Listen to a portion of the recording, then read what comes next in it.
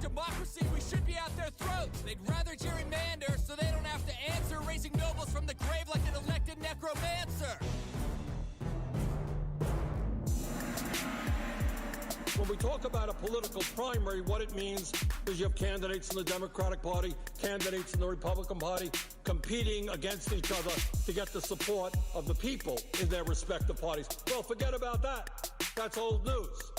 Now the goal is to appeal to one multi-billionaire so that individual can contribute hundreds of millions of dollars to one multi-billionaire campaign. So that individual can contribute. Divided. Namesake meant to fool you is intentionally misguided. To call this freedom of speech is exceptionally nearsighted. SCOTUS the 1%, all of whom we're delighted. We get freedom of speech, but in proportion to our dollar. Voice trained out by the elite as our own voice gets smaller. Their dogma broadcast complete. All you can do is holler. Threatens our democracy as our freedom gets squandered. Speech by politicians and fabricate suspicions. Disguises toxic visions used to block more court decisions. Oversimplifies the complex and preys on our emotions. Skips balances and checks to enforce preconceived notions. It's just how they do business, and we all watch them do it. They tell us that it's legal and there is nothing more to it. Half the voting population have all just said, well, screw it. The other half would overthrow if they only knew it. One person, one vote, that we're all equal. That you have as much say about what happens in government as anybody else?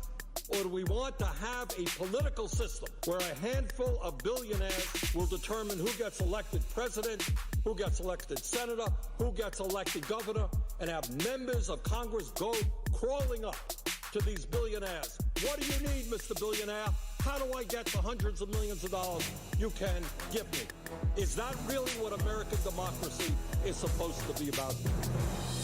It's a campaign contribution. It's not freedom of speech, like in the Constitution, but puts bribery in their reach. We need more prosecution to end this overreach. They're buying politicians to keep them on a leash. It's what's lining their pockets. Why would they reform? Dirty campaign finance makes these puppets perform. If money changes hands and services are rendered, they owned you from the moment dirty cash money was tendered. Loyalty to your own team is showing your consent. What will be left of this scheme when our trust has all been spent? Billions to buy laws despite public discontent to eliminate your vote or make it irrelevant. This is not a donation, they are buying a product. Bribery skirts the laws and masquerades as good conduct. Corruption so ingrained that it's baked into the construct. It's time we show our leaders that they can't all go and get one.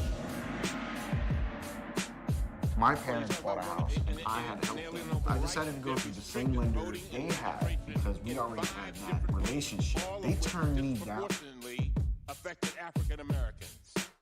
They went on to say, this is the Fourth Circuit. I didn't say this. The federal court said it with almost surgical precision.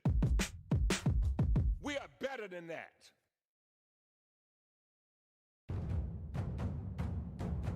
The three wealthiest people in this country own more wealth than the bottom half of America, 160 million people. The top 1/10 of 1% own almost as much wealth as the bottom 90%. In the United States of the rich, where you can pay for most any wish.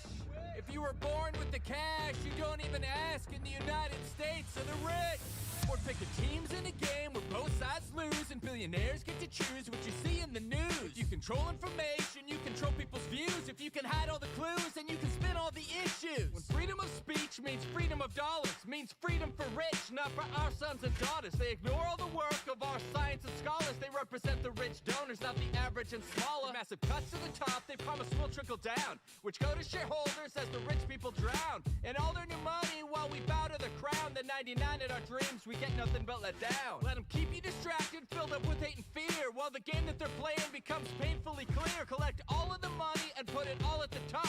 Call you unpatriotic when you ask them to stop. Today, corporate profits are at an all-time high, while wages are near an all-time low. What we're talking about is the ability of wealthy interest to speak louder than the rest of the American people. And that's what we object to. In the United States of the rich, where you can pay for most any wish. We were once for the people, but our voice is unequal in the United States of the rich. They value the people more or less like commodities, spinning the truth so we'll support their atrocities. Trade us back and forth with increasing velocity, play our emotions while they erode the democracy. We obey their policies from outside their walled cities. If the race started fair, imagine the possibilities. They need all the money to protect the economy, cut spending for schools and a patriotic lobotomy. While tax cuts trickle down to pay for robotic autonomy, I try to look loyal, but I think that they're on to me. First by the Congress, one person at a time, then have them appoint judges you already had in mind. If you can simply buy laws, then you'll never commit crime. That's for poor people, rich people just pay a fine. Shareholders get rich while we clean up their pollution. We're already neck deep in a wealth redistribution, but it just goes to pay for the elite's absolution. Foot on our neck, it's time to call revolution. The Supreme Court overturned a century of precedent, making it far easier for millionaires, billionaires, and big corporations to flood our elections with massive amounts of money. The Supreme Court is helping them buy elections. We are here to fight back against a Supreme Court that says there is no difference between free speech and billions of dollars spent by the privileged few to swing elections and buy off legislators. In the United States of the rich, where you can pay for most any wish. We trade freedom for dollars, we just bid our own collars in the United States of the rich. The best thing you could hope is to be born a billionaire. American dream so long ago to pay for, well, who cares? They got yachts for their dogs, but nobody's got health care. They tell us the problem starts in people on welfare. They inflame racial issues so we won't work together to overthrow oligarchs and try to make this all better. You don't need to fear dudes earning $12 an hour, but fear the man who buys laws using his money and power. They get a golden parachute, but when will you retire? Break private sector unions and set your pension on fire. They lobby for their tax cuts, but you'll make up the difference. You're too busy surviving to put up much resistance. Socialism for rich, rugged survival for poor. Keep your wages low to deprive you even more. Shareholders get it all, well that's cause they own it. Cheat and skirt laws, you mean they legally stole it. Regulate business and dollars show free market. Then they treat the tax code like it's their supermarket. Socialize losses, privatize profit. They rob us on a sinking ship, it's time that we got off it. In the United States of the rich, where you can pay for most any wish. If our freedom we don't preserve, we get what we deserve in the United States of the rich. When it comes to public education, especially our kids living in poverty in this country, we've stopped treating them like they're our kids. If you are born poor in the United States of America, your chances of getting a college degree or the equivalent of a college degree are 9 in 100. Because you know what the problem is? For so many people, their rights are pulled away from them, then they got to put in laws and get them back. Pulled away from them. What does that mean? They cannot progress with the rest of society. And all they're trying to do is trying to control their own destiny.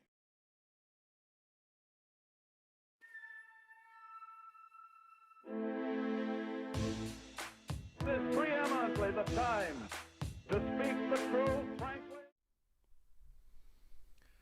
All right, here. Looks like we're good to go. Looks like everything's working like it's supposed to. Welcome, welcome. It's great to be here. I'm excited to be here. Hope you're all excited to be here.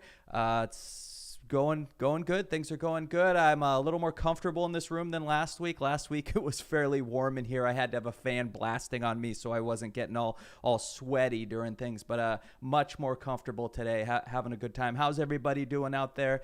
Yeah, let me know in those comments how you guys are doing, and feel free to say whatever you want throughout the whole time. Throw stuff in that chat. Let's see what we can get going.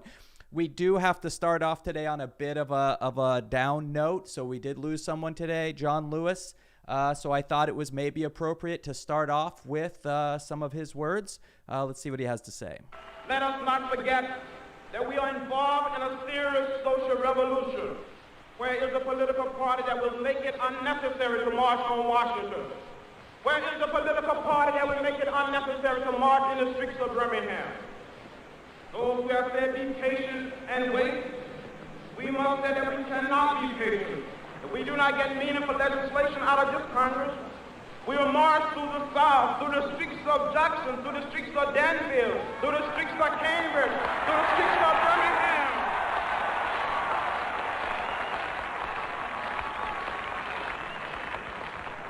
But we will march with the spirit of love and with the spirit of dignity that we we have shown here today.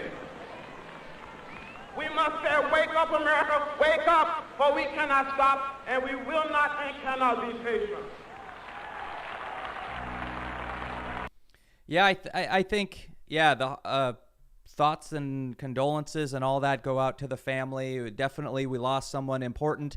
And I think one of the things that strikes me about these videos is you see them. We're actually going to see a couple tonight that were from decades and decades ago, and yet in a lot of ways our country is still facing the same issues that we were back then, right? And it's like, well, you know, you would hope that we've made some kind of progress. Unfortunately not. But luckily, you know, we have people like John Lewis fighting the good fight and making a difference with their lives and, you know, making the world a better place. He definitely left an imprint on this world, did some good, made people's lives better.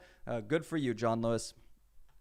All right, let's jump into some stuff here. So this one, I just thought, you know, we had kind of a serious moment here. This, I just wanted to point out, this isn't really newsworthy, but this, I just ran across this on Twitter this week. This is Matt Gaetz and his Twitter page here, and it just kind of blew me away. You know, you've got, it looks like a parody. It looks like if SNL was going to do a parody of a total right winger's Twitter page, this is what it would look like. I mean, you got the flames in the background, you got the red, white, and blue here. You got Matt Gaetz looking up and to the left. I mean, it just seems overly done. So you guys let me know. Do you think, is this cringy? Is it humorous, or is it just kind of sad? I don't know. It just strikes me as some kind of a bit of a parody, but not real news. So we'll move on here pretty quick. So what do we got? We got Giuliani basically giving away the game about how Trump's tax returns could be released because they've all been audited. He says it right here. The auditing's all been done.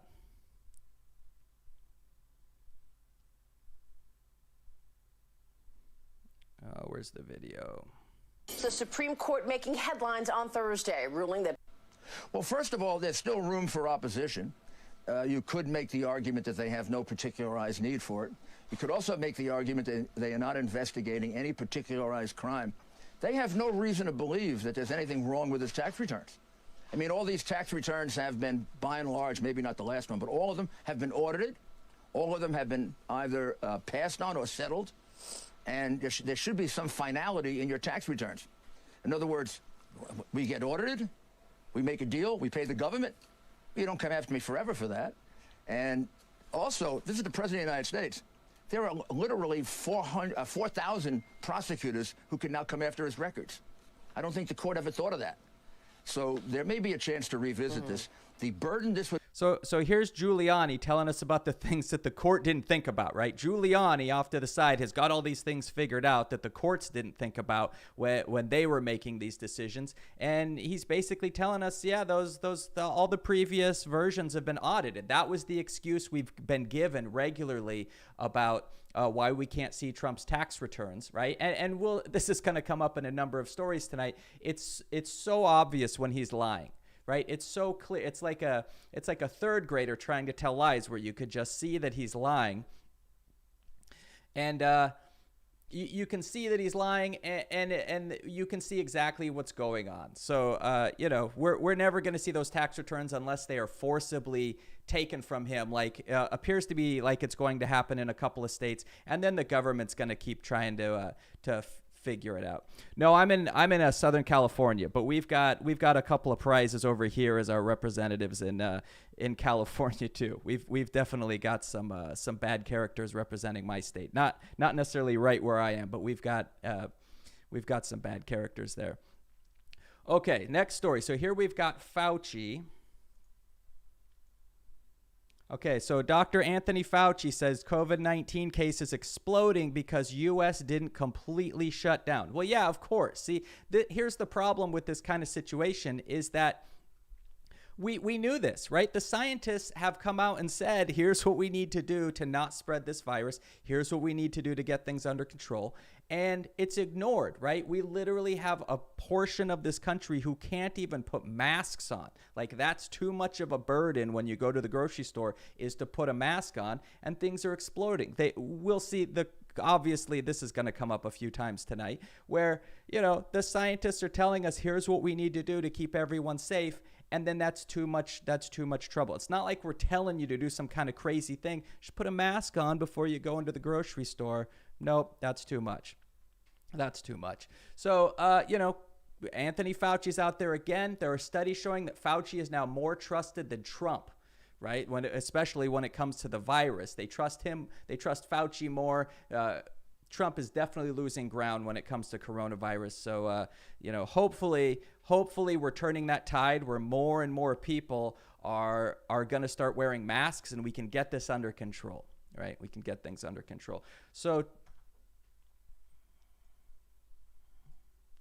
So there's a whole dance going on with the CDC. So Trump accused of suppressing CDC warning that full school reopenings pose highest risk of COVID-19 spread. And it makes sense, right? These kids are getting together. They don't really necessarily all have good hygiene habits. Even in high school, a lot of them are still not washing hands and showering every day and stuff like that. It's just kind of gross. And then, obviously when you get into elementary school, it's just a gross situation, right? Where certainly nobody's washing their hands the way they should be. And yeah, people are saying, no, kids don't get it as bad. That's true, but it is a fantasy that kids don't get sick, right? They are still showing that, so 18 to 25, ages 18 to 25, the studies are showing that 1 in 6 people who get coronavirus get a severe case, like needing hospitalization. 1 in 6 for 18 to 25. So this idea that it's just an old person sickness is a fantasy, right? Yeah, it affects, the older you are, it affects you worse. But we still have kids getting it. We still have bad things happening. We need to look out for those kids. And we certainly don't want to send them in to the highest risk of COVID-19 spread, right? So, this is another issue that's coming up. Should we reopen the schools? Should we not reopen the schools? And it's the same with work. Should we send people back to work? Should we send people back to school?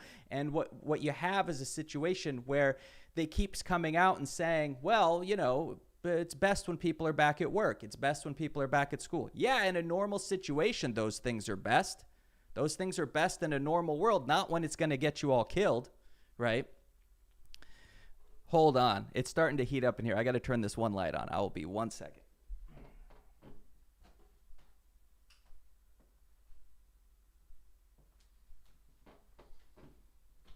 As soon as I said it wasn't warm in here, I turned the lights on before the show started, and then he started to heat up in here. Big surprise, right? Yeah, Trump's definitely not using a winning strategy. I agree with that. It could be argued that he's trying to lose. I think he just doesn't understand how to do things very well. He's kind of his own worst enemy. But yeah, he's using a losing strategy. I would agree with that statement. All right, what do we got here? Here's kind of an interesting one. This is something we've seen. If you watch those press conferences for anything in 2020, right, since all of this started, Trump goes back and blames the people before him. He loves to blame the Obama administration, right? So here we have Trump complains Biden and Obama stopped coronavirus testing even though it didn't exist during their administration, right? I've watched it doesn't make sense, right? How could he fight a virus that didn't, I mean, you could argue it existed, but it wasn't discovered. It wasn't known during the Obama administration. And if you go back and you watch those press briefings when Trump was doing them every day, you can see he does that on a regular basis. He blames, well, we didn't have nothing in the stockpiles. We didn't have, all this kind of stuff. We didn't have vaccines. We didn't have all these things. Yeah, because there was no virus. There was no COVID-19 when Obama was around and Obama was calling the shots and Biden was vice president. It's absolutely ridiculous. You see this all the time with the conservatives, right? I've heard people talk about, well, where was Obama during 9/11? Well, yeah, he was like at his first job or whatever. Like he wasn't He wasn't running things during 9/11, right? You can go back to all these different like catastrophes, major hurricanes and stuff like that. Well, where was Obama during that? Well, he wasn't president. You have to explain to people he wasn't the president during that period of time. You can't really blame him for that kind of stuff. And once again, Trump, you've had 3 years that you've been president. So if something was wrong with our stockpiles and our preparedness for COVID, you could have fixed it. You had 3 years to fix it, right? But instead, what he did was cut the CDC, and he cut the different things that were in place, that what little was in place, he cut. So yeah, a little hollow to go and blame them for it. All right, here, I love this one. This one's just awesome. So we've run into a situation. You probably saw Betsy Devos in the news a few times this week. She went on TV, made a total fool of herself, got called out about it. She did a few different things where she's basically just telling everyone to go back to school. And whenever they ask her, okay, well, how are we going to do that safely? Her response is, well, every place has to figure out what's right for them as long as you're going back to school every day full time. Right? You can do it however you want. You can do whatever you want as long as you're going back to school full time every day. Yeah, Cruella DeVos is right. So she's been doing this, and I think the best response that I have seen is Ayanna Pressley to Betsy DeVos on school reopenings. I wouldn't trust you to care for a houseplant, let alone my child. That is fantastic. I wouldn't trust you to care for a houseplant, because it's funny, but then you stop and think about it and you go, yeah, I wouldn't let her care for a houseplant either, right? I mean, why would you put her in charge of a houseplant? She would not be good at it, right? She's another one of these people, ultra rich, doesn't really understand how the rest of us live and the kind of decisions the rest of us have to make. And of course, if we all send our kids back to public school, is she going to send her kids to a public school? No, of course not. That's not going to happen because she gets to live in a different way than the rest of us, right? Remember, Betsy DeVos is the one who kind of blew the game out of the water as far as campaign contributions. She's the one who came out and said, oh yeah, no, when my family donates money, we expect a return on our investment. We are buying something. We are putting money in. We expect to get something out. That's who we have running the Department of Education right now. Okay. All right, House to quickly revive legal effort to get Trump's financial records, right? All these people are tripping over themselves to get Trump's legal records. The Supreme Court kind of had a couple of different outcomes. So Congress is not getting the financial records, which I think is totally ridiculous, but certain states are for their investigation. So at least this kind of stuff's going to continue. And this is really Trump's game anyways, right? This is, his whole thing. Even before he got into office, you sue people, you tie them up in court, you drag things out. And then when that case gets shot down, you just start up a new one and you drag. And I think what we really need to do when we get out of this, hopefully in January, we get to at least have a different take at things and a new start. Not that I'm super happy with what we're going to get in January, but hopefully it's better than what we have now. Hopefully we can take sort of a post-mortem of the last 4 years of this country and look at these kinds of things and realize, what do we need to do to shore up our government, to shore up the democracy, so that, we know that the people in charge aren't just completely corrupt. All right, what do we got? And then here's Stone giving away the game. So he comes out, he thanks Hannity, Carlson, Gates, and his other allies for the commutation. So if you were watching this, remember what happened. Hey there, Sarah Darklaw. Great to see you. Glad you're in the live stream here. So what we saw was Stone tweeted out basically like a reminder to Trump, hey, I'm about to go to prison. Now's the time you need to come save me, because remember how I didn't squeal on you, and I know all the information that could bring everything down. I mean, Stone knows everything. He could bring everything to a grinding halt if he started talking, but of course he's not going to, because that's not who he is. So he came out and he thanked what? He thanked the press, and he thanked the people in charge. He thanked Matt Gaetz. He thanked Trump. He thanked all these people. So between the media, their propaganda network, and the fact that Trump got the message. Oh, we better get in there and save Stone before things go bad. And he feels like he needs to start talking. Right? That's what we need. They've all stuck together. They formed their little group, and no one's going to turn on each other as long as they can all protect each other. All right. All right. We're getting some more people in here. Great to see everybody in here. That's fantastic.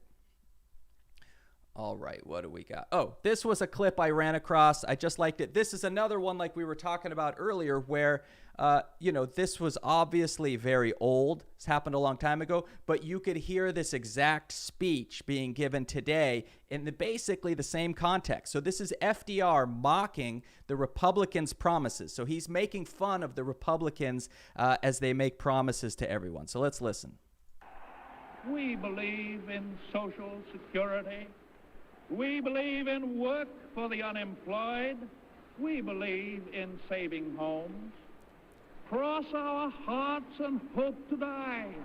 We believe in all these things. But we do not like the way the present administration is doing them. Just turn them over to us. We will do all of them. We will do more of them. We will do them better.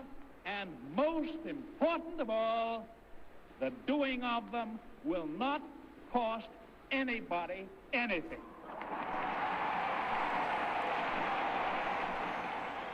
So it's a parody that still holds up today, right? This is exactly what we could see. Remember, Trump made a promise almost like this when he was running, and we see lots of versions of this all over the place. But Trump ran and said, oh, yeah, we're going to dismantle Obamacare, but I'm going to do it better. We're going to come back and we're going to do healthcare even better. It's not going to cost as much. I mean, it's basically the recipe that was given here decades before even I was born, right? So this is what we see. I thought that was kind of amusing. I wanted to take a look at it.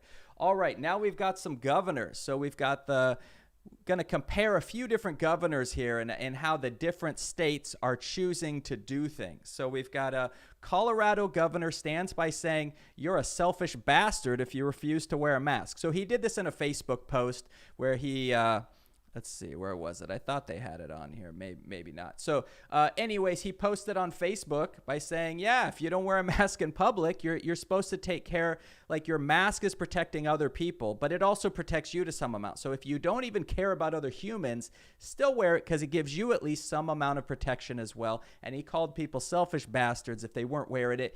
And, there's a lot of truth in that statement. Everyone got mad because he used a word that's a little bit questionable, but come on, we're talking about people's lives here, and he called them out on it. Good for you, Colorado. I lived there for 6 years. Fantastic state. Looks like the governor, at least in this case, has an idea about what's going on, making people wear masks. As opposed to, all right, then we've got this situation where we've got Governor Kevin Stitt test positive for COVID-19. Recent photos show him at Walmart without a mask on, right? Without a mask on. So I had this in my notes. What state was, let's see, Walmart at Memorial in Pennsylvania in Oklahoma City. Oh, right. So this was in Oklahoma City. So he goes to Walmart. He's pictured without a mask on. And then shortly thereafter, he tests positive. Right? Test positive for the virus. So in other words, in this picture that you're looking at right now, it's entirely possible that he is infecting those people around him. Very despicable behavior for a governor to be displaying in this kind of a situation. So definitely a big difference between those two governors we just looked at right there. All right, here we have yet another governor. So here we've got the governor of Florida stepping in. So let's take a look at this video. If you can do Home Depot, if you can do Walmart, if you can do these things, we absolutely can do the schools. I want our kids to be able to minimize this education gap that I think is developed. It should not be a political issue. It should be based on the facts. And if we see that this is very low risk, and we see, I think overwhelmingly in every study, that the school kids are not vectors of transmission. Yeah, so a little ironic there, right? He's saying, let's not politicize this, but he's essentially one of the main people politicizing this, right? So, here we go. He's saying he obviously doesn't understand the difference between a Home Depot and a school. right? And a grocery store like Walmart he's talking about. Like, yeah, because we all need to eat, right? I can put off my home project for a week and skip Home Depot. I can't skip going to the grocery store. We kind of have to go there and get that one figured out. So clearly he's just saying this because he's, he understands I got to feed Trump. I got to make sure that I'm saying what Trump wants me to say. And then he's going to come to the rescue when it's time for me to get when it's time for re-election, and he knows Trump's going to step up and talk about him for a little bit. So a little ridiculous. And then I saw this. This just kind of cracked me up a little bit, right? This was made by the Good Liars there. I give them some credit for it if I can get it. Oh, I can't get it down. But it's at you can see it a little bit there at the Good Liars. They had this made up and started putting them around town, right? Which just looks awesome, right? It just looks like a normal campaign sign that you would see, but when you look a little closer, you see there's some stuff going on there. Pretty good work done there.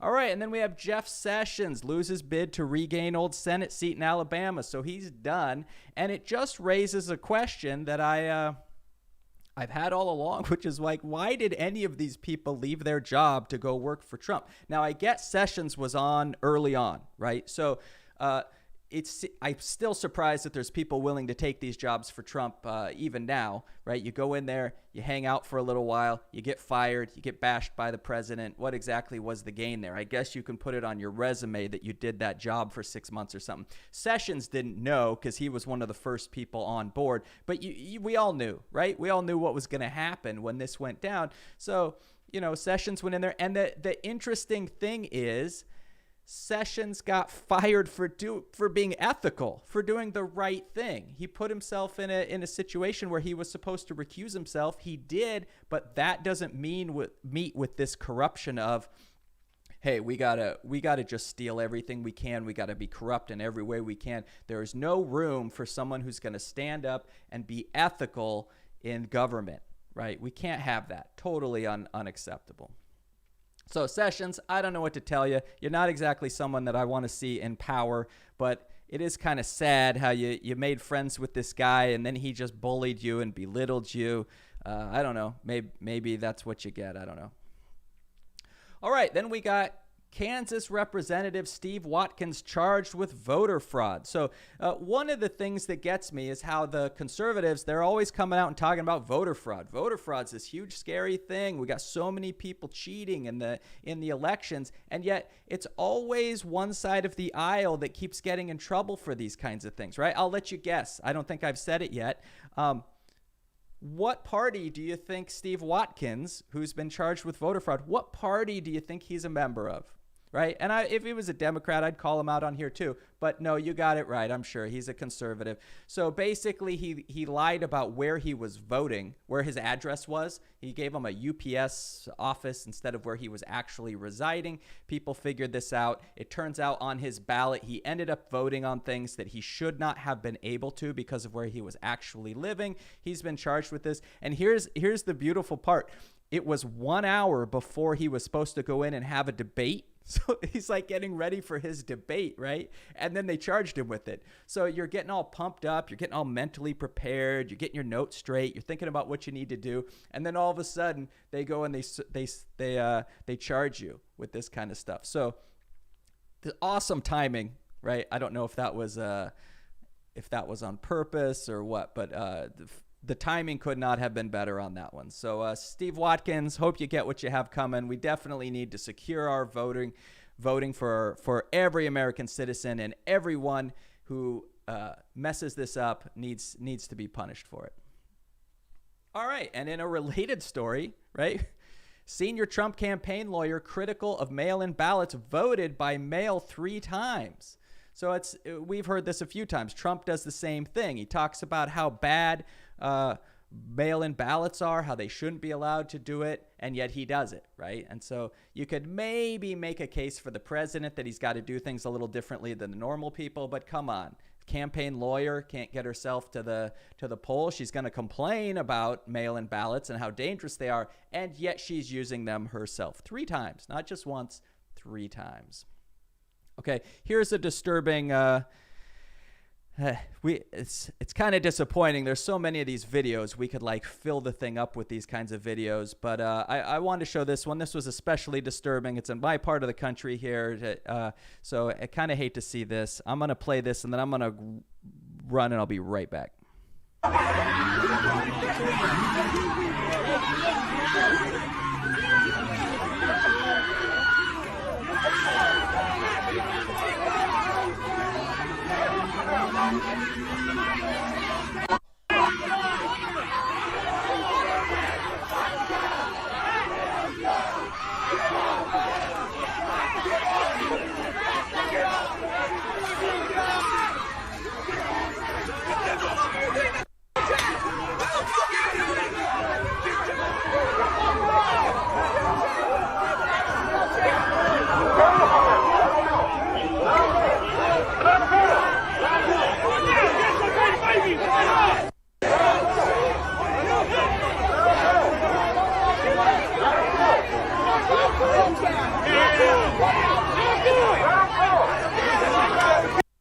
So here we have a total mess, right? So we've got a man in a wheelchair. They took his wheelchair and they broke it. They actually broke his chair by the end of all this. Wheel missing. They got two guys on him pushing him down. A lot of this seems absolutely unnecessary. It really makes you go, it seems like there's a better way of handling all this that doesn't involve escalating things to violence. Maybe we could figure something out. There's room for discussion about what we do with police forces moving forward, but it's pretty hard. Any of these videos that we see on a regular basis, you just go, yeah, there's got to be a better way here. It's got to be a better way. All right, what do we got? Here's where, okay, so Trump is asked why black Americans are killed by police, and his response is, so are white people. Understand why the flag is a painful symbol for many people because it's a reminder of slavery. Well, people love it, and I know people that like the Confederate flag, and they're not thinking about slavery. I look at NASCAR, you go to NASCAR, you had those flags all over the place, they stopped it. I just think it's freedom of speech, whether it's Confederate flags or Black Lives Matter or anything else you want to talk about. It's freedom of speech. Let's talk about George Floyd. You said George Floyd's death was a terrible thing. Terrible. Why are African Americans still dying at the hands of law enforcement in this country? And so are white people. So are white people. What a terrible question to ask. So a couple things there. So one, Trump has proven again, he's proven this a number of times. Basically, whenever numbers come up about coronavirus, numbers seem to confuse him. He absolutely doesn't understand percentages, right? Of course, there's going to be white people who are hurt by police. The number of white people in this country grossly outnumber the number of black people. So of course that's going to happen. But when you start looking at percentages and probabilities, it's skewed the totally different way. So this is the answer of an individual who isn't even trying to understand the problem that has his country up in arms at the moment. You would think someone who's running for election would at least try to understand the arguments that are being put out there rather than just the same tired old thing again and again and again, right? So, and of course, he had to bring up the Confederate flag. I mean, it's pretty hard at this point to make a justification for the Confederate flag. Even this, Mississippi's changing its flag around. NASCAR took care of the flags. Come on, you got to get with the times here, Mr. President. Okay, here's a good one. So Ivanka Trump. Let's get this set over here. Ivanka Trump, college isn't the only job path. Find something new. So basically, this person who grew up in a super rich household is telling other people how to go about finding jobs, right? So I wonder how she got the job she has now. Oh, that's right. Her dad is president and gave her the job. But she's going to give the American people some advice on getting a job. That makes a lot of sense. So what do we have here? In a bid to kickstart the economy and steer younger people to good jobs that don't require a $120,000 college degree, the Ad Council, Apple, the White House, and other sponsors are unveiling a new campaign urging potential job seekers to find something new. So, part of the problem maybe is right there in that sentence that college costs $120,000 a year. Maybe if we had affordable college, we could have a large portion of our country go and get that benefit of not just for a new job, but so they understand things, how to run a business, how to have a skill, how to, whatever it is that you want to study. We need to put college education at a reasonable price, right? And it's kind of weird. Yeah, and that's great. The U.S. military doesn't allow the Confederate flag on posts anymore. That's a good point. It's getting brought up in the text there, is that in the chats that, everyone in this country is kind of getting on board with, the time for the Confederate flags has passed, right? We're moving on there. The country's moving on from the Confederate flags, right? So, good comment.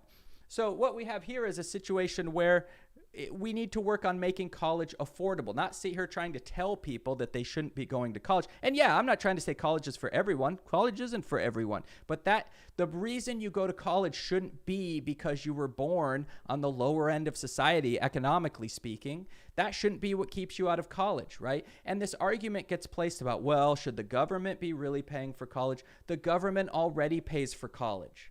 Right? If you're talking about a state institution, not a private college, those state institutions already get most of their money from taxes, and that's how you pay for college. And there's an amount left to the student, but really the question is, what's the percentage that the state should be paying? And it seems to me like the state should be paying an amount to make it reasonable for individuals to go to school, right? The generation before me, when they went to school, you could easily pay off your college while paying for an apartment by working a few nights a week at a restaurant. You could make enough money to pay for your classes. And that's here in California. Every state runs a little bit different. But now you can't do that. Now you end up $120,000 in debt. Absolutely ridiculous. And the tone deafness of someone who works for her dad, who is a billionaire, by the way, and she has, does she has any concept that any of this would not have happened had she been born into a different family? Doesn't seem like it. Oh, and here we go. Where, Trump is showing his true love. He was able to spell his name correctly with no mistakes or anything. He got it all right, and she's so proud of him. It's a special moment we captured between these two. Fantastic. All right, back to the virus. So CDC director, U.S. could get coronavirus under control in 4 to 8 weeks if we all wear masks. So all we'd have to do, everyone put on some masks for 4 to 8 weeks. We could get rid of this nonsense where people are going around and saying that they don't have, that their doctor told them they don't have to wear a mask, or this weird idea. See, here's the one I don't get. When you see these videos of people going into stores and like forcing their way in when the store is telling them, no, you can't, you have to wear a mask to come in here. That's private property. That's owned by someone. You don't just get to go into someone else's private property. Maybe that kind of an argument would work if you were at a public park or something, which is still ridiculous. But it seems like Republicans are always talking about ownership, right? If you own a store, you get to decide who goes in there. You get to decide, do we serve people who wear shirts? If they're not wearing a shirt, do we still serve them? Oh, we don't? It's the same thing with a mask, right? Except this is about health. This is about health. Come on. So looks like there's a recipe here. CDC itself telling us we could get this under control. I wonder why Trump is trying to cut the CDC out of the loop, right? Which is a story that came out this week. The hospitals will now be reporting their numbers directly to Trump's people, not to the CDC, right? So you're supposed to cut this. In fact, and it's not even like you can send it to both, okay? You have to send it just to the government. You're not allowed to also send it to the CDC. That's specifically in there. So, Trump's making his big move. It's a big cut on science. We want to cut science out of things completely. We'll see more of that. We'll see more of the science getting in the way of things. So here's another, there's only a couple of these, but I thought here's an example of peaceful protest. Right, she's walking around. She's got her sign. She's not causing problems.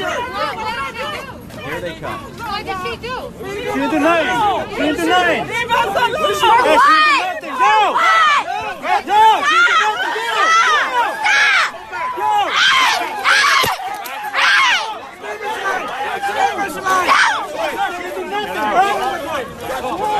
Come. Stop. Don't give them that. What are you guys doing? No, for what? For what? Don't abolish the police for this. For what? For what? For what? Me too. Hey! Hey! He didn't do nothing! He didn't do nothing! Hey! Hey! Hey! Hey! So here we go, another situation where no one needed to get in trouble at all, right? Look at all those cop cars in the corner there. So she's got her sign. She's walking around with her flag and her sign, right? She's got some buddies with them, but, according to the video that we saw, maybe there's a longer version, but it doesn't seem like anything inappropriate was taking place. All of a sudden, swarm of cops, people getting manhandled. This is something that we need to be aware of, right? And apparently it's been happening for a long time, right? For certain portions of our population, we should all be aware of this, since this shouldn't be happening to any American citizen, should not be having to deal with this kind of stuff. All right. And we now have a situation that this isn't new. This has been going on for a while here. The suspect can't be the investigator. ACLU demands special counsel probe into Barr over police assault on protesters. This is just the latest, right? We've seen a number of times in this presidency where Barr has basically used the fact that he gets to decide what the DOJ does to decide what witnesses need to show up. There's subpoenas for witnesses to show up to Congress. Well, who's supposed to enforce those? The Department of Justice. So if Bill Barr doesn't want people to testify, we just won't investigate that. We won't follow up on that, right? Here's another situation. Bill Barr is the person that people want to look into. Well, he's in charge of the DOJ, so he's not going to do anything that was going to come back and bite him. Him and Trump are busy trying to take over the country. So what we need in government is we need an independent investigator there all the time, looking out for things. One that is not beholden to the Department of Justice, so that the Department of Justice can just shut them down, like the sham impeachment investigation that we had, the Mueller report, which wasn't, by Mueller's own admission, they were not able to investigate everything properly because of non-cooperation from the people involved. So this is like I mentioned earlier in the stream, this is one of those things that we need to make note of, and hopefully sometime in the middle of next year we can look at and go, oh yeah, this was one of the things we put on our checklist. Why don't we make sure that if the president and head of the Department of Justice decide that they want to go rogue, that there's some kind of check and balance in place, right? Since they've been eroding the checks and balances that we have so far. So this is specifically about the assault on protesters. And it's getting bad, right? We saw the ACLU is they're saying that Trump and Barr are testing. They're running tests. So where they gassed the protesters in front of the White House because Trump wanted to walk across the street and get a photo op, that was a test, right? And if you've been paying attention to what's been going on in Portland this week, where people in military gear are literally pulling up in unmarked vehicles, grabbing people into the vehicle and driving away, not identifying who they are, right? They appear to be from the federal government, right, from the federal arm of things, but they are not local police. It says police on their fatigues, but they are not local police, and they're just nabbing people and leaving, and they're covered up, right? They're wearing masks, so you would have no idea.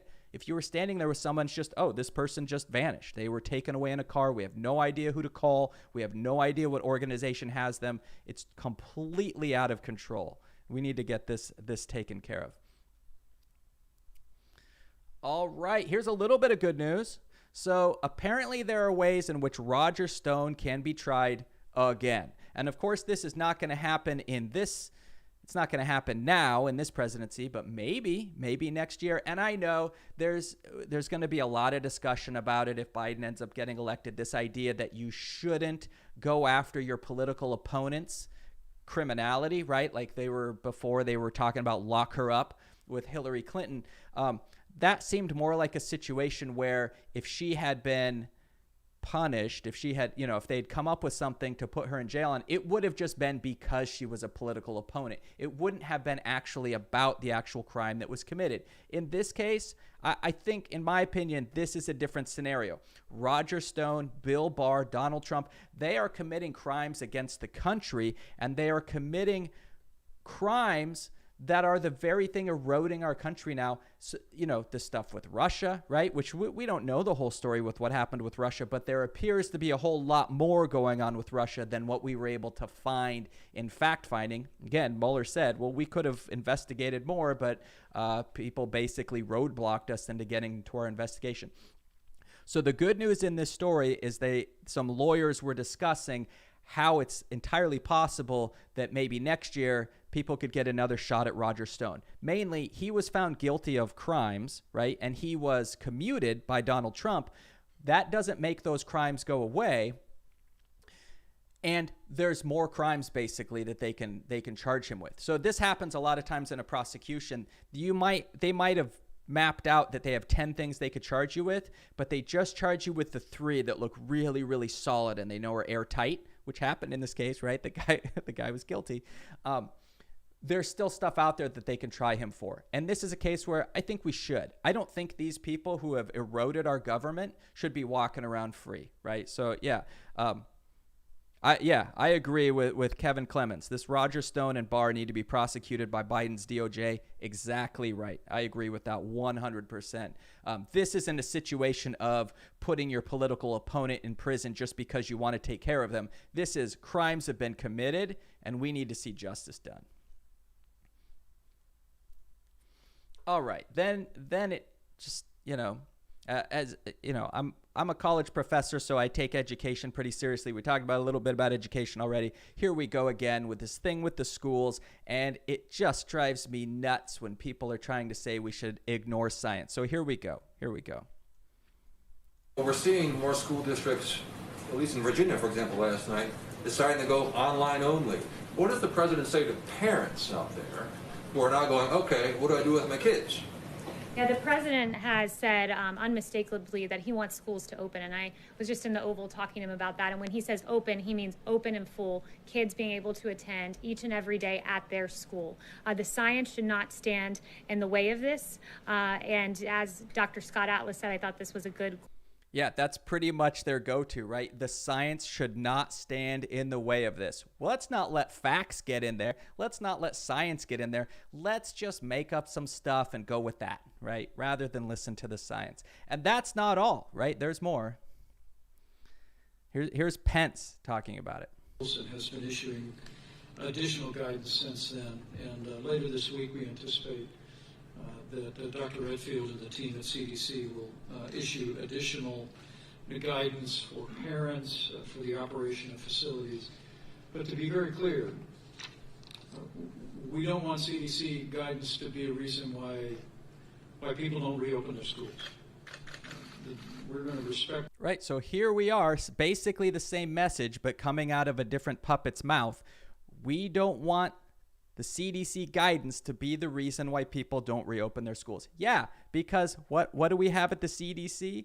A bunch of science, right? You have a bunch of scientists doing their job, trying to save everybody, trying to make recommendations so that our schools can figure out what the right thing to do is, right? I have this at a couple of levels, right? I work at a college. I have family members who work at other levels of school, and it's a mess right now. These districts are running around, and they're trying to figure out what they should possibly do. And, they're school administrators. These are not scientists themselves. So what are they supposed to do? They're supposed to listen to the scientists, right? We're supposed to listen to the CDC. We're supposed to listen to Fauci. We're supposed to listen to all these people so that we can decide how to open things correctly.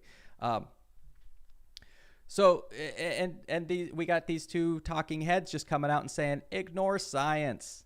Ignore science. Just everyone get back to school so we can get back. Here's the plan. Get everyone back to school so everyone can get back to work so that everyone hopefully can boost the economy and Trump won't be in a big economic slump when we all vote. That's the long shot he's hoping for here. So, not going well. And then we got Larry Kudlow.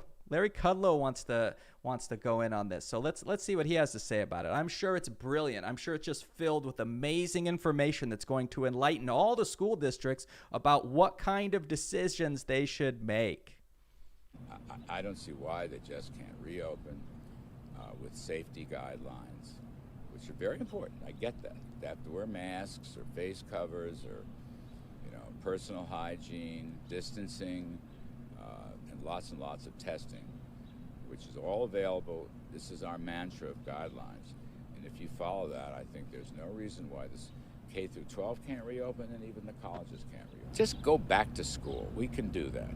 And, you can social distance, you can get your temperature taken, you can be tested, you can have distancing. Come on, it's not that hard.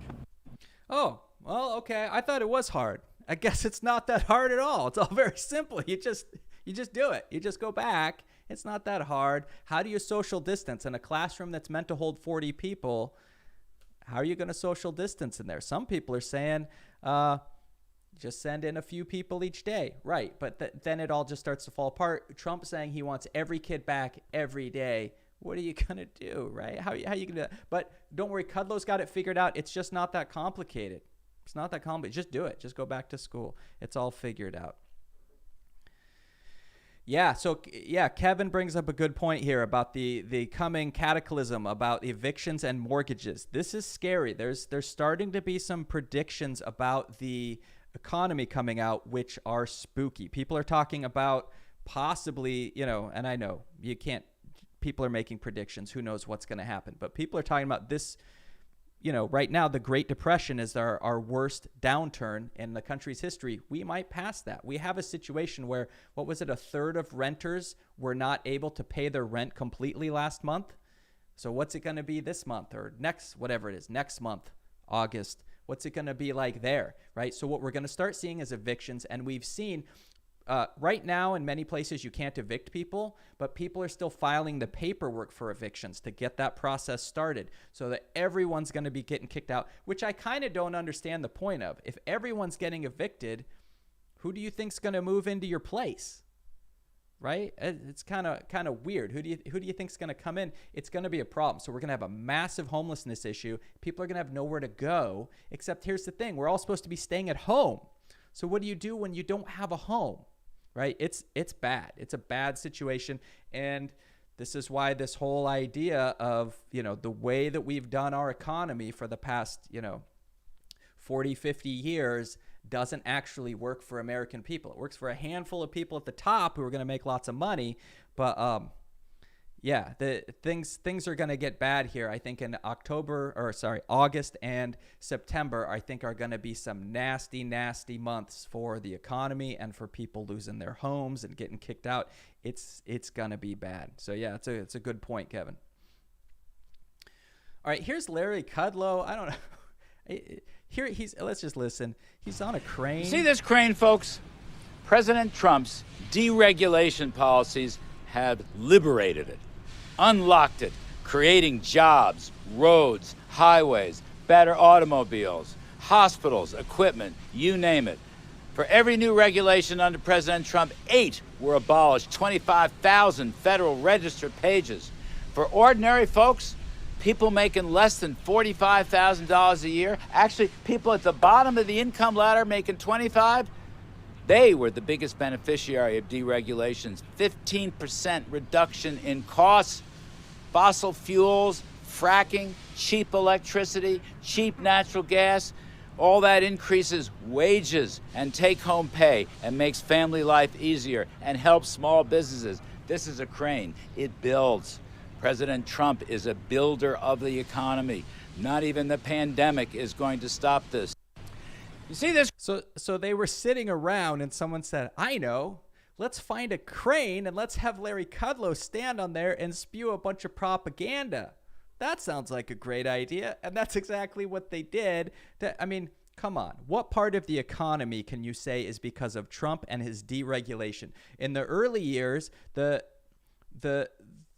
benefit to our economics was the long tail from the Obama administration. And look, I'm not here to say that Obama was perfect in everything he did. I will not make that argument. But I don't think that Trump can claim those early years of the economy in his presidency. I don't think he can take claim for that. And then now the economy's in shambles. And Kudlow just told us that even the pandemic's not going to stop that. Well, I'd like to see how that's going to work, since the real reason that crane is not being used is because of the pandemic. It's because of the pandemic, right? So you know, there we go. Oh, sorry. I've got an auto moderator on the chat there, and I'm still learning how it works. So I kind of set it up according to some, you're probably fine. I had it set up because I'm just learning how to do all this stuff. I took like the recommendations for how to set stuff up. So I don't know what it was doing there, but I'll try to look into the settings and see if I can fix them a bit. I'm sure you weren't spamming anything, but I got to make sure people can't come in and say like crazy stuff while I'm trying to talk and stuff. But Kevin, I'm sure you were just fine. So sorry about that. I'll take a look at things. And then here we have Kellyanne Conway. There should be more money going into education, she says. Okay, well, that's good. But let's see what she has to say. Here's another brilliant one.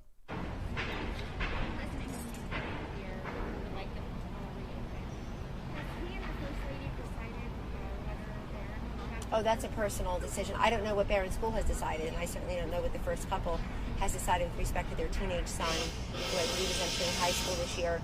I have two kids in Maryland also in private schools, and I think we're just waiting to see what those schools say. So far, we're told we're going back in a school not far away from his, the end of August, and we're waiting to see if that happens. And I think that we also recognize that not all school districts are the same. I mean, not all the hot spots are the same. So there is no one size fits all, except to say that what we do know about kids is that on balance they thrive better when they're in a structured, safe environment like our schools, our school days. We certainly know the statistics where the mental health services, the child abuse reporting, the meal delivery, the ability... Yeah, we get it, Kellyanne Conway. Like, so the question that keeps coming up that people have been asking all week since, the Department of Education and Trump and all these people are saying, hey, look, we understand locally you got to do what you got to do. As long as everyone gets back to work and the kids are in school full time, here's how it's going to go. So they asked, is Barron Trump going to be going to school? Is your kid going to be going to school? So let's remember, their kids don't go to the same schools as our kids do. Right. It's a different scenario. But even there, she's going, well, that's a personal choice. It's a personal choice that's up to parents whether kids are going back to school or not. So they got to push every kid should be back at school full time. Oh, unless it's one of ours, then we'll make that personal choice for ourselves. But all the rest of you need to get your kids in school, and we'll spread this virus around and see what happens. So, same thing. We're not on the same level as humans as these people are. All right, what do we got? Oh, again, White House blocking CDC head from testifying about reopening schools, the Democrats say. So the CDC wants to, the Congress wants the CDC to show up and give some real information, some real facts about these schools opening up, and the White House doesn't want them to do that, right? The CDC is being completely cut out of everything. Why? Because of facts, right? We don't want facts getting out, right? Right? That's problematic. So we've already talked about this a little bit, but we can see there is definitely a war on facts and cutting out the CDC so Trump can just say whatever he wants. And this is the problem with cutting the CDC out of the numbers reporting.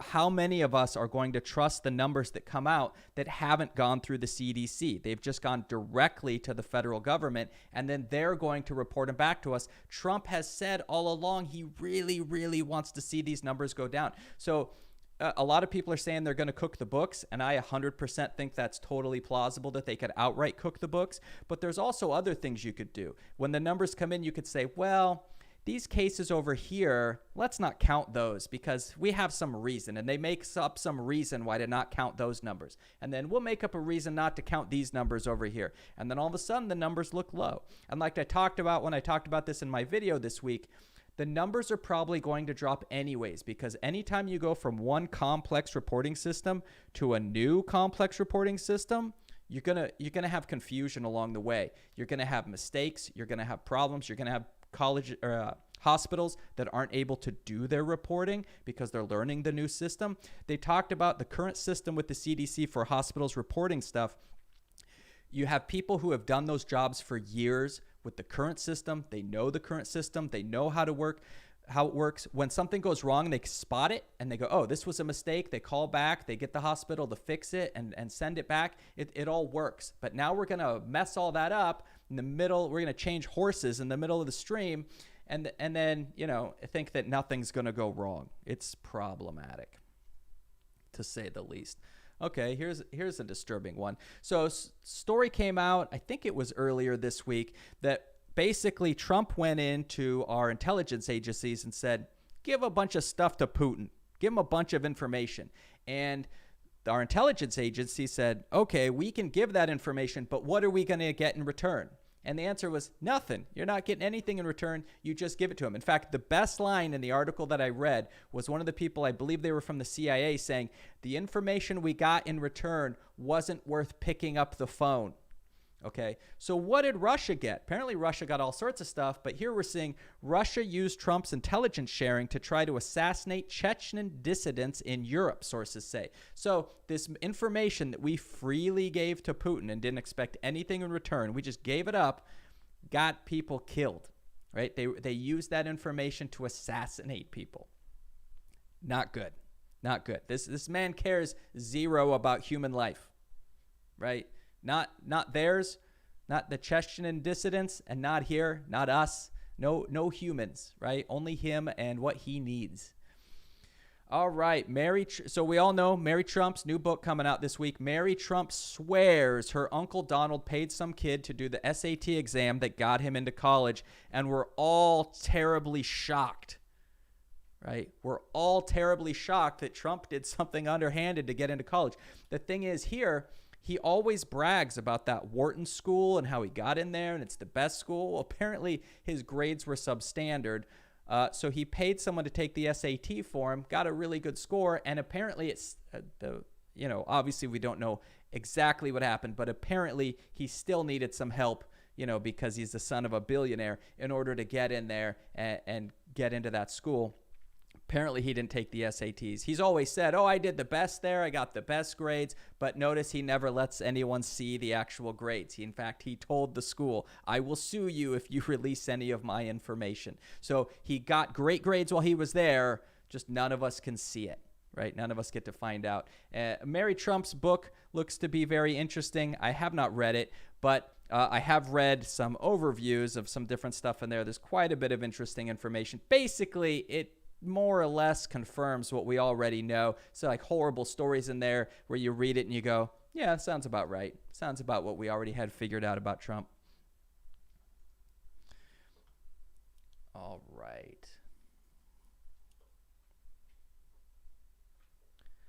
Defying logic and the law. HHS Inspector General allows Trump vaccine czar to maintain big pharma investments. So now we're just putting the people right in there. We're just putting the people right in there that are going to make money off the whole thing and saying, oh, yeah, we'll just go in there, make the decisions that are going to be good for your business and your investments. Go make $1 billion. Don't worry about vaccines for the people, right? This whole vaccine thing is a mess. We, the American people, have donated many millions of dollars that is going to help companies develop these vaccines. So what should have happened is part of that should have been, okay, company, we're giving you all this money to develop the vaccine. So when you do develop it, the American people get it at a reasonable price.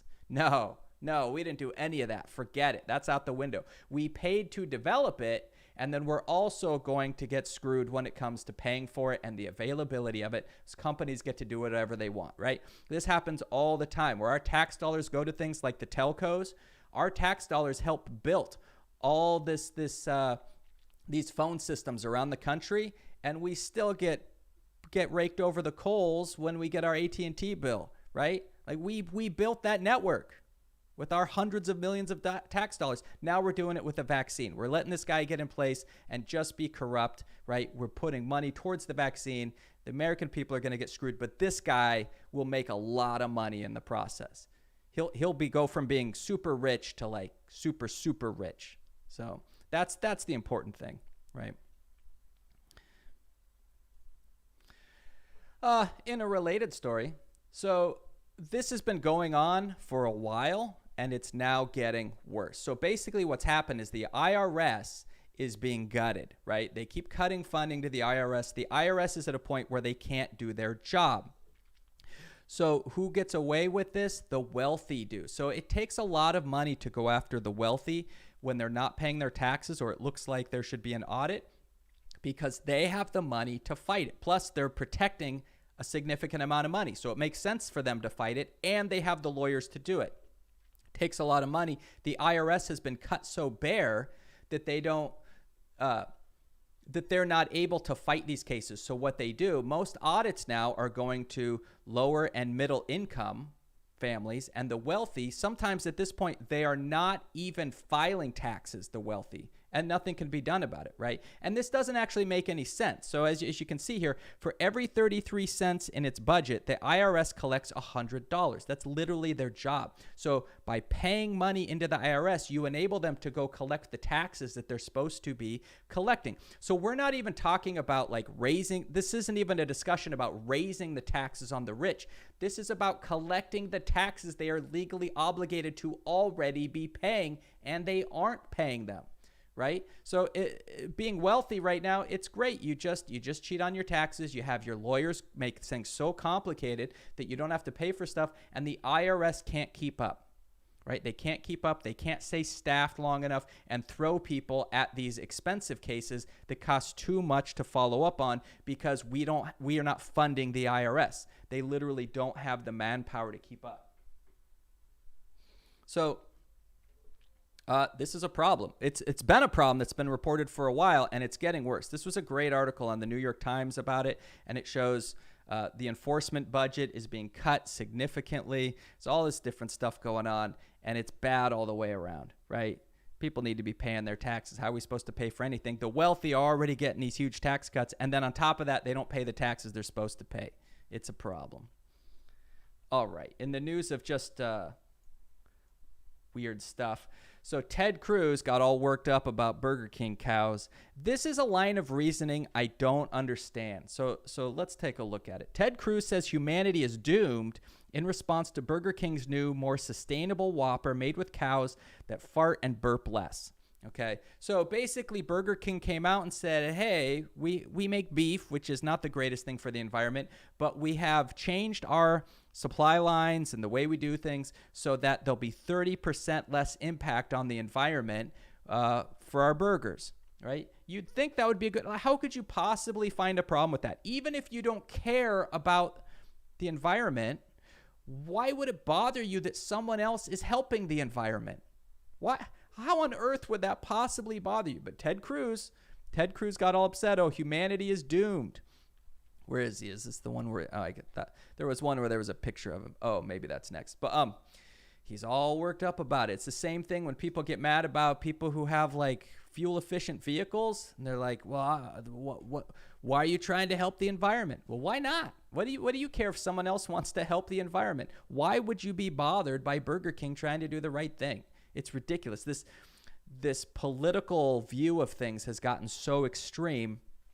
You can't even do a good thing without someone attacking you over it, right? All right, here we go. Ruth Bader Ginsburg. So a bit of a roller coaster with her this week. So Ruth Bader Ginsburg went to the hospital with chills, and I think she had a fever, and she was having a hard time. They took care of her, which is great. They sent her home. We all applauded. Good, she's okay. And then she announced that her cancer is back, which is bad, right? This is terrible. She's an American hero, so, we love her for that. We also need her to hold on till January, right? Because let's face it, if something goes bad in December, McConnell's going to pull it together. We need her to at least make it to January. So Ruth Bader Ginsburg, keep that strength you've had for decades. Keep it up. We need you around. All right. And then, as if the world couldn't get any dumber, here we go. So, beans. Apparently, in the time of a pandemic and the time of crazy jobless rates, people are dying every day. Our big concern is beans.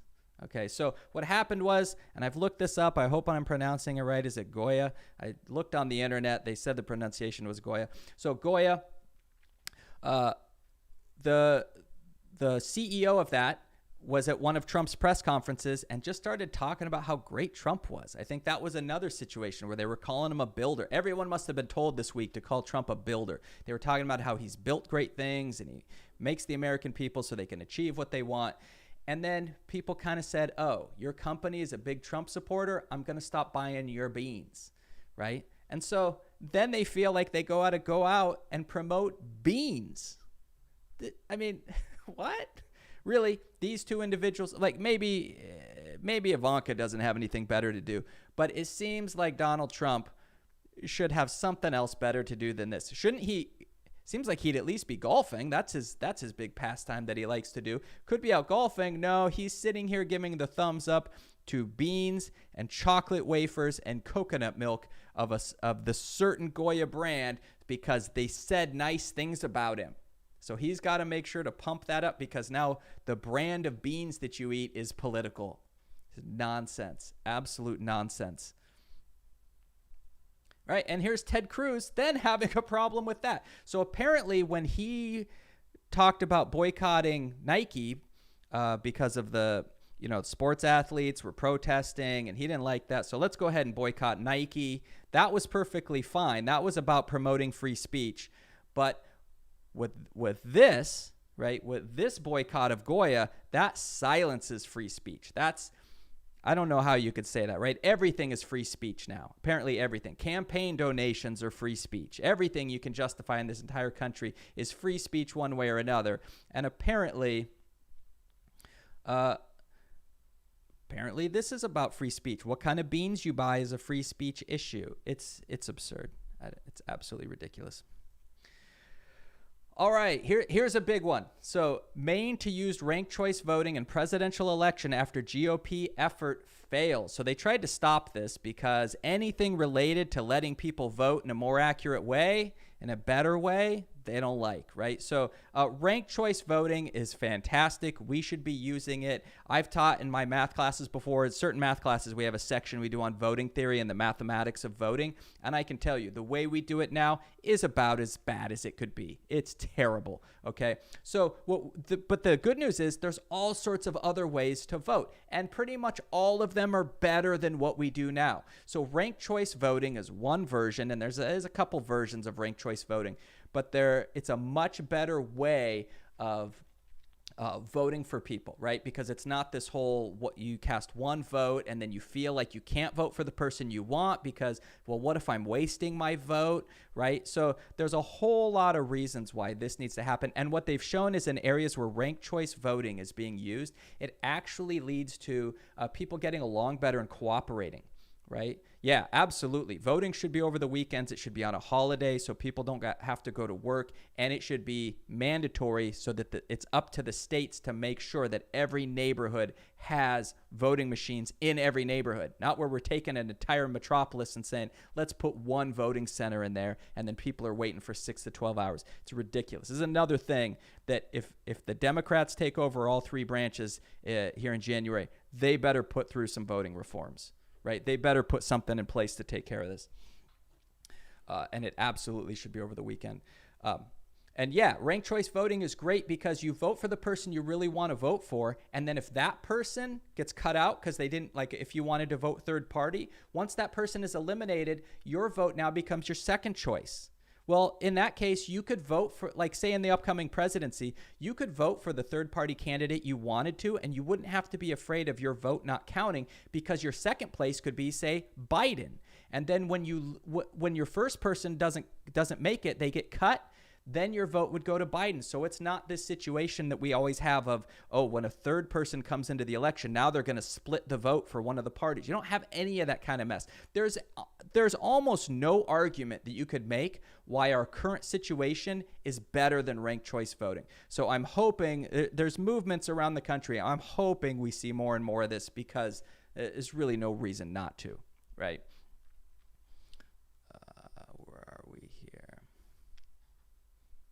Oh, yeah, back to Devos again. So 23 attorneys general sue Betsy Devos to repeal overhaul of student loan forgiveness program.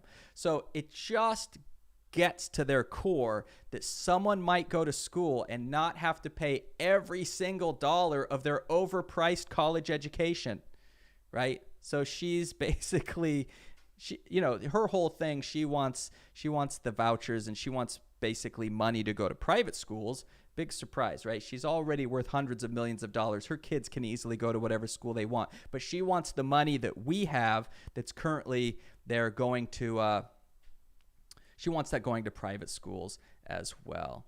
So, sorry about that, Kevin. I'll try to check out why it's giving you hassles there. It's that auto moderator again. I'll take a look at that. Maybe I've got it set too strictly. I was just trying to keep it from I'll look at that bot. Sorry about that, guys. I'll try to see what's going on with that. I'm learning the ropes here. But I'll look into it. In fact, I'm making a note right now.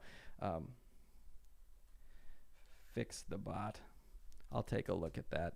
Sorry for the issues there. All right, so this week I called it out. So remember, there was a big hack on Twitter. So some of the most powerful people in this world, Bill Gates, the Tesla guy, drawing a blank on his name at the moment, the Tesla guy, a bunch of people, Obama, Biden, they all got their Twitter accounts hacked, and it was apparently for a Bitcoin scam, right? Which I'm wondering if that's really what happened. Maybe it is. It's totally plausible that that's what happened. But Elon Musk, thank you. Thanks, Sarah. So it seems weird to me that you would go after the most powerful people in the world for what apparently amounted to about $50,000 they got from this scam. So I don't know. You really want the most powerful people in this world mad at you for hacking their accounts, and you got away with 50,000? Maybe that's it. But it seems to me likely that some other type of hacking was going on. And what would you do if you were going to hack something? You would just put up this fake thing, this Bitcoin scam, to make it seem like that's what was really going on. So I don't know. I don't mean to go full conspiracy theory. Maybe it was just a Bitcoin scam, but it seems to me like something else was going on here. So I called it. I said, I think this is day one of the hacking season. I think we're going to start seeing between now and November, all the hacks are going to be coming in because Russia knows they can get away with it. And that's only going to invite who else?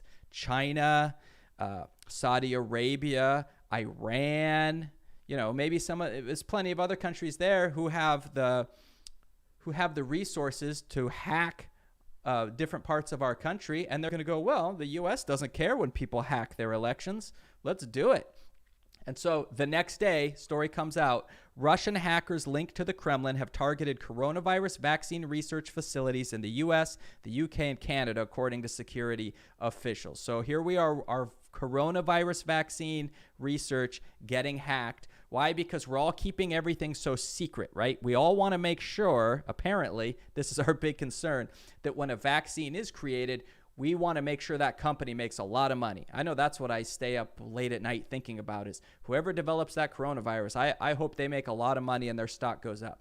No, not at all, right? What we should be worried about is sharing information and trying to get it out there so that we can get a vaccine and we can all go back to work. All right, we can go back to work. The kids can go back to schools because we've actually developed this stuff. And Russia's in a bad spot, right? They tried to keep things very secret up front and say, oh, we don't have any problem with this stuff at all. Well, meanwhile, it was blowing up. And now they're trying to get this kind of information, without having to do the work. So seems like maybe people could cooperate. Maybe countries could work together a little bit. And of course, we always have to be on the lookout for Russia and what's going on there. Oh, big surprise. The banks are going to do great in all this. So of the money that we put out there, right? So who ended up processing all this paycheck protection programs and the CARES Act? Who ended up handling all that? Well, the banks, of course. Why would we do anything without making the banks the number one person to carry out this kind of stuff? So the banks stand to make $18 billion in processing fees from the CARES Act. So normally $18 billion would seem like a lot of money. Oh, sorry, I'm bumming people out in the chat there. So banks stand to make $18 billion from processing stuff. And that's a lot of money, right? If you remember Bernie Sanders' plan to send everyone to school, college education, that was only $70 billion, right? This is $18 billion just in bank fees. That seems like a lot. It seems like maybe we could have handled things a little bit better, right? A little bit better. All right. Here's something we can be armed with. We keep being told how great things are going in Sweden. Not so much. So basically what Sweden did. All right. Yeah, good advice. I'll mix in some funny stories too. I'll do that next time. I'll make sure to get some fun stuff in there so we're having a good time. I'll do that so we can laugh a little bit more in between them. I'll make sure to do that. I'll make a note here. Some funny stories.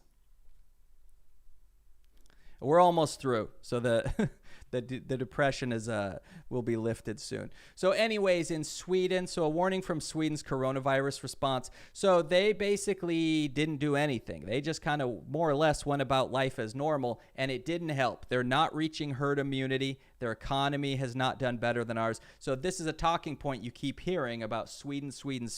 It didn't help them, right? So you can hit back. You can hit back when people keep telling us that everything worked out fine for Sweden. We should be more like them. They're basically in the same hole as everyone else, except they have an elevated risk of death in that country.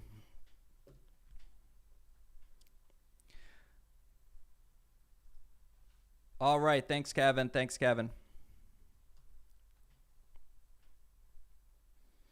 Okay, Supreme Court leaves in place Florida pay-to-vote law aimed at felons. So remember, Florida voted that convicted felons should be able to vote. And so what the Republicans in that state immediately did was turn around and say, well, but you have to pay all these fees first. Well, I don't know how you can possibly argue that this is not some kind of poll tax. Certainly seems like it's some kind of a poll tax, but we need people voting, so we can't stand for this kind of stuff. We need to make sure everyone in this country gets to vote. All right, that's the last story. No more depressing stories, everyone. Kevin had a great comment there. I will make sure that next time I mix in some funny stories too, kind of keep it uplifting. So I will definitely take that to heart. I'll fix the auto moderator for next time. I'll see what I can do about that. And I'll mix in some funny stuff so that we get a few more laughs mixed in, right? I'm still learning the ropes here, kind of a balance I got to find between information and some fun stuff. My plan for the stream is to be able to laugh and laugh at some stuff too. But I try to throw in stories I missed throughout the week. So I'll take that to heart. We'll see what I can come up with on next Saturday. Thanks, everybody, for stopping by. It was great to have you here. Great to see people making comments and getting to know you guys a little bit in the chat so I can kind of learn what people are about and what you guys are thinking. That's fantastic. So thanks, everybody. We'll do this again next Saturday. And thanks for stopping in. We'll see you later.